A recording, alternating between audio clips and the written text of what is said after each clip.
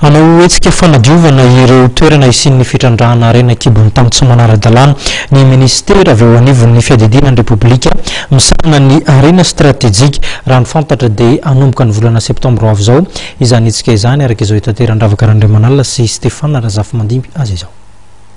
Manomboka ny septambra ho avy izao anatanteraka fidinana ifotony ny teti-vohatra anala ireo mpandrahara vahiny malagasy manao fitrandrahana tsy ara-dalàna ny arena kibon-tany ny ministera eo anivon'ny fiadidinan'ny repoblika misahana ny arena stratégique.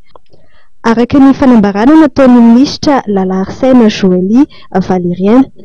polisy dia milina sy teknisiana no anatanteraka ity fidinana sy fanadiovana ny sehatra ny fitrandrahana arena kibon-tany ity ka any am-piandohana dia omena fampitandremana manoloana ny tsy fanaran-dalàna ireo mpandrahara ary mety miafara ny fisintomana ny fahazon-dalàna mitrandraka izany hoy ny fanamarian'ny minisitra.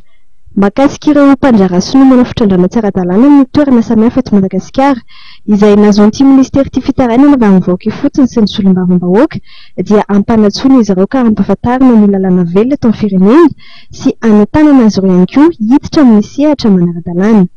Namafisin'ny ambasadôran'ny repoblikan'ny Chine miasa sy monina eto Madagasikara moa Andriamatoa Yang fa ny tontolon'ny fitrandrahana arena kibon-tany no tena mahaliana ny mpandrahara sinoa eto Madagasikara.